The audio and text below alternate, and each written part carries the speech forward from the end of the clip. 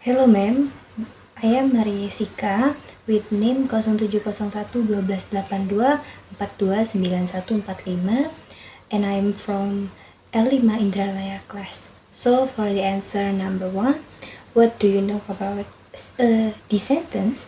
A sentence is a group of a word that express complete thought. Sentences are the basic units of written or spoken language used to convey ideas, comment, or question.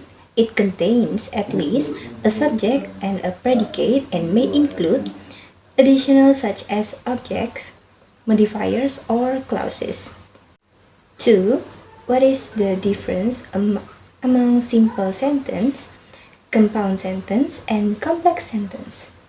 So for the simple sentence, it contains only one dependent clauses. For example, I read a book.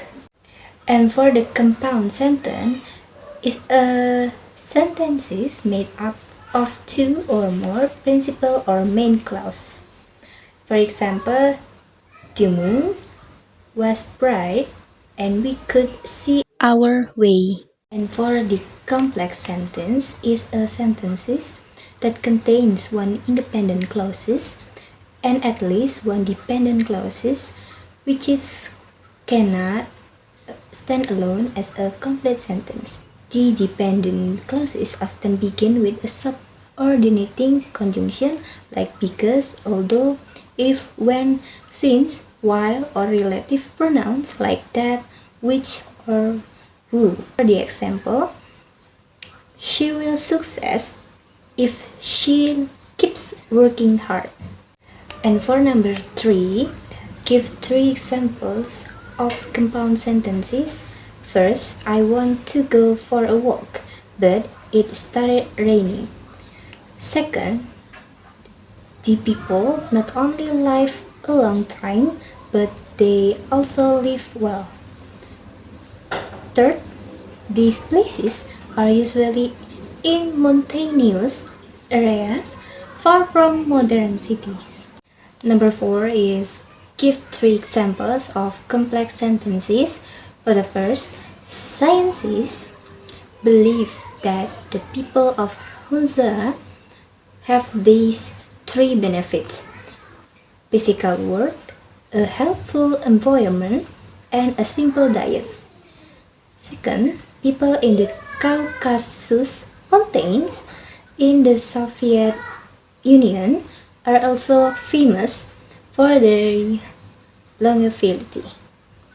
And third, she left the room because she was feeling unwell. For number 5, mention and explain about 3 types of subordinate clauses. First is adjective clauses. It's a clauses that describes a noun. Adjective clauses, they're always dependent clauses, and there are 5 words or relative pronouns that introduce adjective clauses, which is who, who, whose, which, and that. For the example, the teachers that I like are funny. Second is a noun clause. It's a subordinate clause that does the work of a noun in a sentence, and it usually begins with a word like that, what, if, whether, who, how, where, however, whoever, and etc. For the example, I thought that we would watch a movie. And the third is adverbial clauses or adverb clause. Is a clause that contains a subject and a predicate, and it answers the adverb question how, when, or why.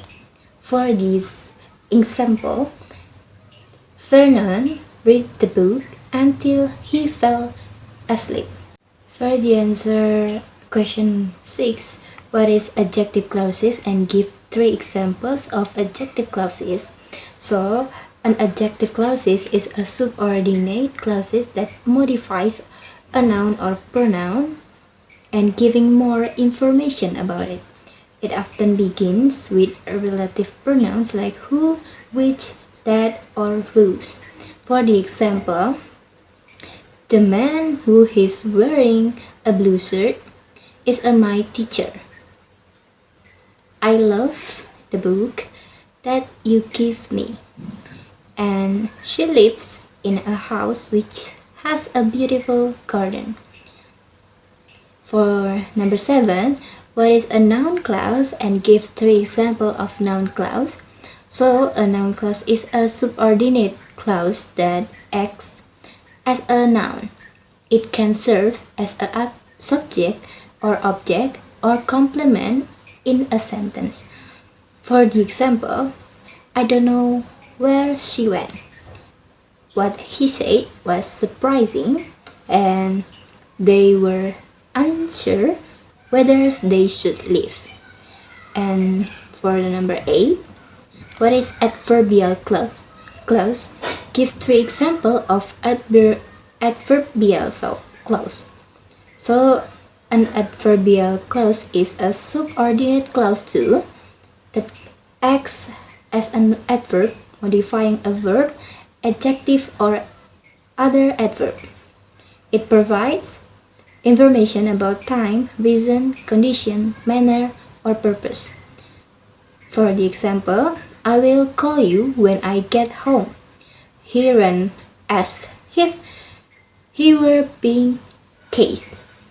And we canceled the trip because it was raining. And for the number 9, when do we use coordinate and subordinate conjunction? So, when we use coordinating conjunction, such as and, but, or, are used to connect word, phrases, or independent clauses that are of equal importance.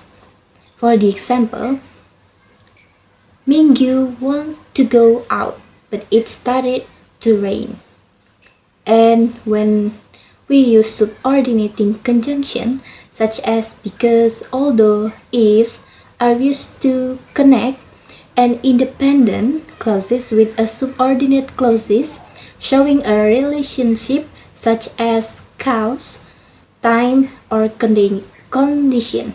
For the example, she stayed at home because it was raining. So the last one is number 10. Is pronoun referent important? Why? So I think the answer is yes, because pronoun referent are important that they ensure clarity in communication. A pronoun must clearly refer to a specific noun to avoid confusion. For the example, when it ambiguous, it contains like this. She said she would call her. So, who is she and who is her? But when it clearly like Maria said she would call Mingyu, it was clearly complete sentence, so the people can know that Maria will call Mingyu at that time. So that's the answer for my ujian akhir semester for the English basic for EP. Thank you, ma'am, for the intention.